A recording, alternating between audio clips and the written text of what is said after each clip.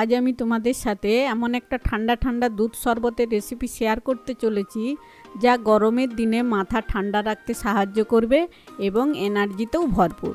নমস্কার বন্ধুরা, মায়ের হেসেলে সবাইকে স্বাগত। চলো তাহলে ঝটপট রেসিপিটা শুরু করা যাক।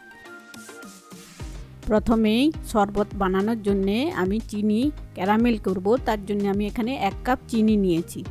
আর এই সময় কিন্তু একেবারেই হাতা বা চামচ লাগানো যাবে না।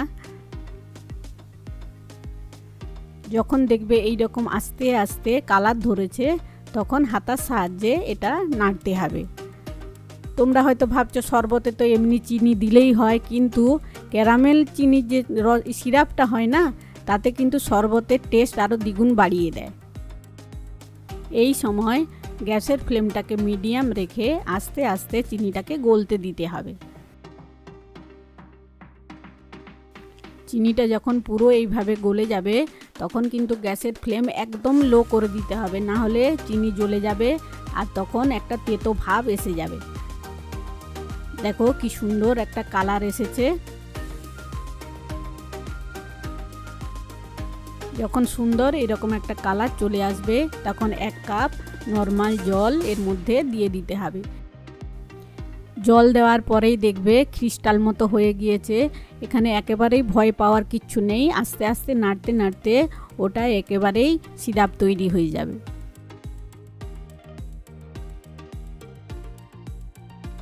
দেখো ক্রিস্টালটা গলে গিয়ে কি সুন্দর একটা কালার এসেছে আর সিরাপ একদম রেডি। এরপর এর মধ্যেই আমি 1 লিটার দুধ দিয়ে দিচ্ছি।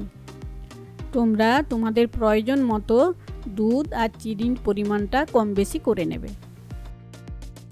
এরপর সব কিছুকে ভালোভাবে মিশিয়ে নিতে হবে।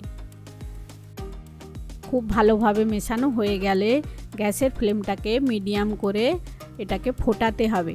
ফোটানোর সময় মাঝে মাঝে একটু নাড়লেই হবে।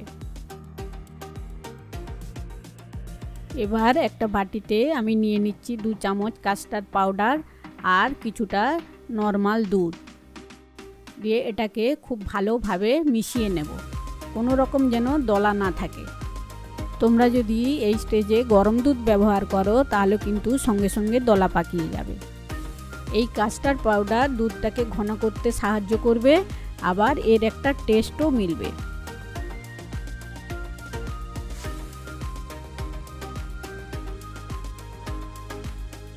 দেখো দুধটা ফুটতে শুরু করেছে আর মাঝে মাঝে একটু হাতার সাহায্যে নেড়ে দিতে হবে, নাহলে তলায় লেগে যেতে পারে। এবার এর মধ্যে দিয়ে দিচ্ছি 1 চামচ এলাচের গুঁড়ো। আরও 5 থেকে 7 মিনিট ফোটানোর পর দেখবে দুধটা একটু ঘন হয়ে আসছে আর কমেও এসেছে। তখন আমাদের কাস্টার্ড যেটা গুলিয়ে রেখেছিলাম এটা এর মধ্যে মিশিয়ে দেব। কাস্টার্ড মেশানোর পরে এটা সঙ্গে সঙ্গে নাড়তে হবে, নাহলে কাস্টার্ডটা জমে গিয়ে নিচে বসে যেতে পারে। এইভাবে নেড়ে যেতে হবে 3 থেকে 4 মিনিট। এরপর এর মধ্যে দেব কুচিয়ে রাখা আমন্ড আর পিস্তা দিয়ে সব কিছুকে ভালোভাবে মিশিয়ে নেব। সব কিছুকে খুব ভালোভাবে মিশিয়ে নেওয়ার পর দুধের ঘনত্বটা যখন ঠিক এই রকম হবে তখন গ্যাসের ফ্লেমটাকে অফ করে দিতে হবে। এই সময় দুধের ঘনত্বটা ঠিক এরকমই থাকবে, কিন্তু যখন ফ্রিজে রাখবো তখন দেখবে আরও অনেকটাই ঘন হয়ে গিয়েছে।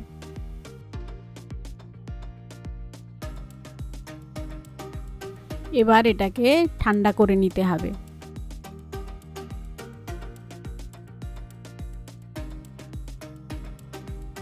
দুধটাকে ঠান্ডা করে নেওয়ার পর একটা বড় বোলের মধ্যে এটা নিয়ে নিচ্ছি, দিয়ে ফ্রিজের মধ্যে 2 ঘন্টা রেখে দেব।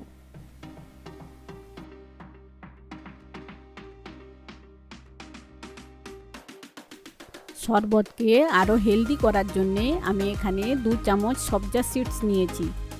এটাকে বেসিল সিডও বলা হয়। দেখো ঠিক এই রকম দেখতে, অনেকটাই যেন কালো জিরের মতো।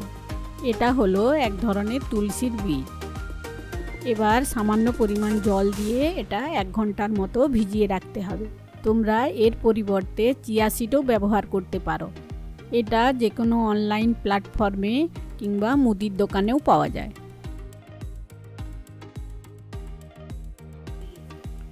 2 ঘন্টা পর এটা ফ্রিজ থেকে বের করলাম, দেখো কতটা ঘন হয়ে গিয়েছে।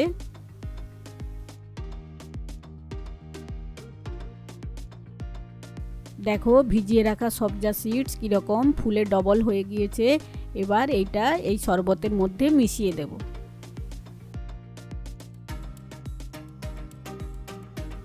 পরিবেশনের আগে এর মধ্যে দিয়ে দেব কয়েকটা বরফের টুকরো।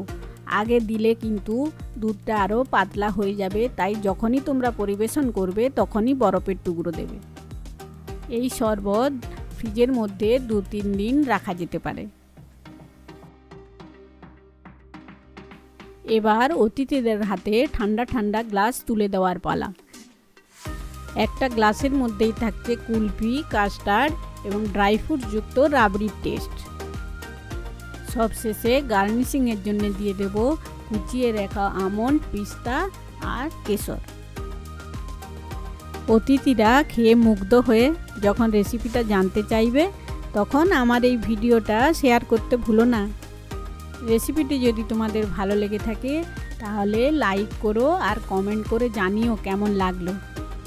চ্যানেলে নতুন হয়ে থাকলে সাবস্ক্রাইব করতে ভুলো না।